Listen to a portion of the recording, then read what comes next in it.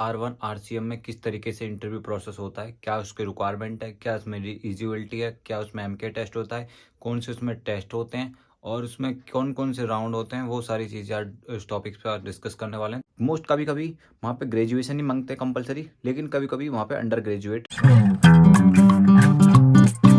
Hello दोस्तों, कैसे सभी? मैं बढ़िया, कैल चल अच्छे होंगे भाई, स्वस्थ होंगे भाई, मस्त होंगे। सो फाइनली आज मैं इस वीडियो में R1 RCM के बारे में बताने वाला हूँ। जो भाई R1 RCM के बारे में बहुत ज़्यादा कमेंट कर रहे थे कि भाई अदर कंपनी के बारे में बता दो, तो फाइनली मैं बता रहा हूँ उसमें इंटरव्यू प्रोसेस क्या होता है, एम के टेस्ट में कितने टेस्ट होते हैं, साथ में आप उसमें और कौन से टेस्ट होते हैं, और उसमें ज्वाइनिंग किस तरीके से, अंडर ग्रेजुएट चले जाएगा, ग्रेजुएट चलेंगे, उसमें किस तरीके से प्रोसेसिंग है, सारी चीज़ आज मैं बताने वाला हूँ। तो प्लीज़ यही आपकी वीडियो आपके लिए वीडियो बहुत ज़्यादा हेल्पफुल होने वाली, तो प्लीज़ एंड तक बने रहना। तो सबसे पहले बता देता हूँ, देखो इसकी लोकेशन कहाँ पे है। R1 RCM की लोकेशन देखो भाई, ये है 135 में। इसकी अलग अलग ब्रांच भी खुली पड़ी है, लेकिन मैं सोचता हूँ कि अगर कोई बंदा दिल्ली में या फिर नोएडा में रहता है तो नियरेस्ट मेट्रो स्टेशन पड़ेगा 142। ठीक है, 142 पड़ेगा। 135 में इसकी जस्ट लोकेशन है, करेक्ट। वहां पे आप चले जाना, हायरिंग चल रही है दवा का। ठीक है, अब बता दूं कि इसका जो इंटरव्यू जो प्रोसेस चलता है वो किस डेट से किस डेट तक चलता है। देखो इसमें मंडे टू फ्राइडे इसमें भाई हायरिंग चलती है। ठीक है, सैटरडे संडे ऑफ रहता है, मैं सबसे पहले बता दूं।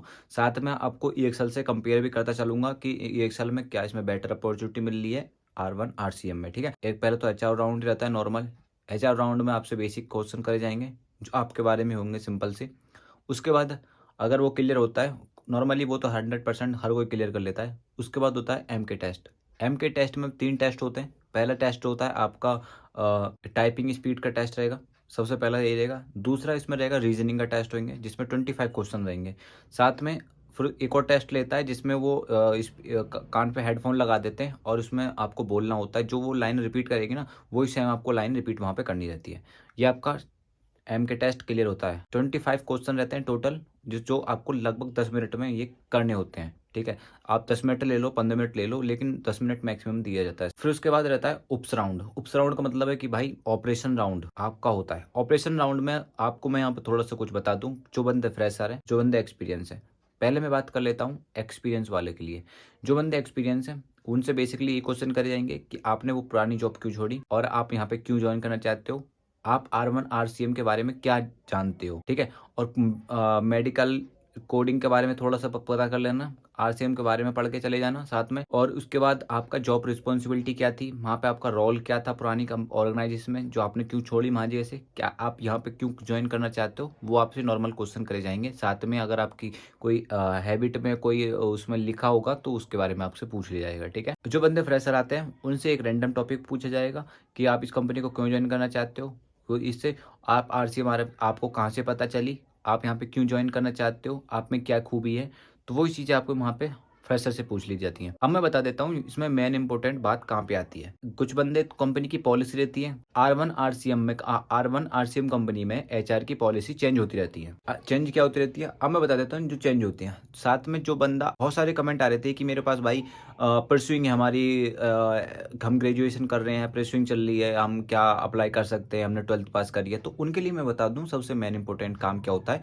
जो बंदे प्रिसुइंग है, फर्स्ट ईयर है, सेकंड ईयर, थर्ड ईयर है, अगर उन्हें किसी भी इंटरनेशनल प्रोसेस या फिर हेल्थ इंश्योरेंस प्रोसेस का किसी को भी 1 साल का एक्सपीरियंस है और वो परसुइंग है, तो भाई प्लीज़ चले जाना, आपका सिलेक्शन हो जाएगा, आप एलिजिबल हो। ठीक है, मोस्ट कभी कभी वहाँ पे ग्रेजुएशन ही मांगते हैं कंपलसरी, लेकिन कभी कभी वहाँ पे अंडर ग्रेजुएट चल जाते हैं। बात होनी चाहिए कि अगर जो परसुइंग है सिर्फ वही जाए, वो लोग ही जाएंगे जिनके पास 1 ईयर का एक्सपीरियंस होगा। ठीक है, अगर कोई फ्रेशर है तो उनके लिए ग्रेजुएट मैंडेटरी है। अब मैं बताता हूँ कि आप साथ में क्या लेके जाओगे। हायरिंग जो वहाँ पे होती है मंडे टू फ्राइडे, तो आपको क्या क्या वहाँ पे ले जाना है। तो सबसे पहले आपको पहला अपना ओरिजिनल आधार कार्ड ले जाना है, ओरिजिनल आपको पैन कार्ड लेना है। कभी कभी आप सोचते हो कि भाई 2 कॉपी करा के ले जाते हैं, तो वहाँ पे ओरिजिनल मांगते हैं कि ओरिजिनल आपको चाहिए होगा वहाँ जी। ठीक है, और कभी कभी वो वहाँ पे ग्रेजुएशन की मार्कशीट मांग लेते हैं ओरिजिनल, तुरंत की तुरंत। आपकी 2 चीज़ तो इसमें कंपलसरी रहेंगी, आपका आधार कार्ड, पैन कार्ड। ओरिजिनल चाहिए, ठीक है, आप जा सकते हो। साथ में आपको एक बेनिफिट ये रहेगा कि इसमें आपको वर्क फ्रॉम होम मिल जाएगा। ठीक है, तो वर्क फ्रॉम होम आपको ट्रेनिंग के बाद ही आपको वर्क फ्रॉम होम मिल जाएगा।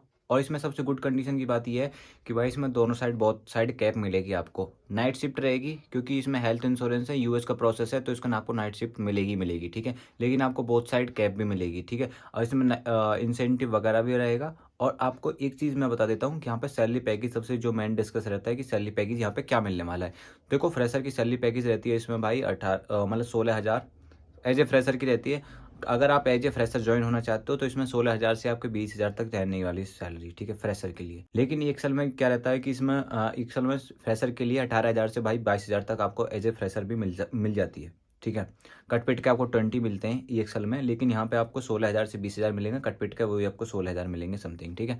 अगर आप एक्सपीरियंस हो तो आपको तो पता है एक्सपीरियंस को इतना डिजर्व नहीं करते कि भाई ये कम सैलरी मिले या फिर ज़्यादा मिले, क्योंकि उसको आपको डिपेंड करता है उसका लास्ट पैकेज वहाँ पे कितना मिला था। डिपेंड करता है, एमएनसी टू एमएनसी कंपनी है। कोई बीपीओ सेक्टर है तो भाई वहाँ पे किस तरीके से, तो वो बीपीओ सेक्टर में तो आपको पता है सैलरी पैकेज इतना है नहीं, ठीक है। और वहाँ पे है भी तो वो कॉलिंग सेंटर में या फिर अदर ऑर्गेनाइजेशन में भी मिल जाता है कभी कभी अच्छी सैलरी पैकेज, क्योंकि मेरा भी पिछली कंपनी में इतना सैलरी पैकेज अच्छा नहीं था। तो जहाँ तक आई थिंक मेरी कंपनी इतना सैलरी पैकेज नहीं दे रही थी, लेकिन ये एक्सल में जब साइन वहाँ पे ठीक है सैलरी पैकेज। लेकिन वहाँ पे केपीओ कंपनी में यानी कि R1 RCM कंपनी में अच्छा सैलरी पैकेज मिल जाता है, लेकिन फ्रेशर के लिए 18,000 ही या 16,000 ही मिलेगा। और कभी कभी ये भी पूछ लेते हैं कि आप बीपीओ सेक्टर को छोड़कर केपीओ सेक्टर क्यों ज्वाइन करना चाहते हो। तो भाई सिंपल सी बात है, ठीक है। आप इन इन चीज़ों के बारे में प्रिपरेशन कर लेना। R1 RCM बढ़िया कंपनी है, और इसके जो इन्वायरमेंट की अगर मैं बात करूँ तो भाई HR बहुत सपोर्टेड है, साथ में मैनेजर भी बहुत सपोर्टेड रहता है। और जिसमें जो अदर प्रोसेस हैं, जो इसमें अदर प्रोसेस चलते हैं, वो भी काफ़ी सपोर्टेड रहते हैं, और इसमें बच्चे भी सपोर्टेड है। और अच्छी मतलब एक तरीके से EXL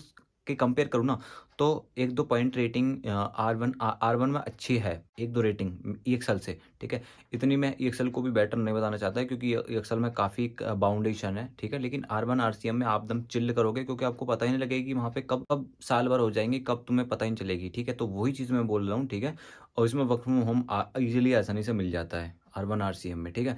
किसी किसी अदर प्रोसेस में नहीं मिलता, लेकिन R1 RCM में बहुत आसानी से मिल जाता है, ठीक है। मैंने लोकेशन बता दी, सारी कुछ है इसमें। हायरिंग चलती है मंडे टू फ्राइडे, सारी कुछ चीज़ें इसमें मैंने क्लियर करी हैं। अगर इसमें मैं क्वेश्चन आंसर की अगर मैं बात करूँ तो वो अलग एक मैं वीडियो बना दूंगा। अगर कोई मेरी फैमिली में प्लीज़ देख रहे हो तो भाई प्लीज़ सब्सक्राइब कर लेना, क्योंकि मैं यहाँ पे EXL से रिलेटिंग हायरिंग में मैं बताते रहता हूँ। तो आपको बहुत सारे कमेंट आ रहे थे कि भाई अदर कंपनी के बारे में बता दो, तो मैंने बता दिया है, ठीक है। तो मिलते हैं किसी नेक्स्ट ब्लॉग में, तब तक के लिए भाई जय हिंद। प्लीज़ सब्सक्राइब कर लो।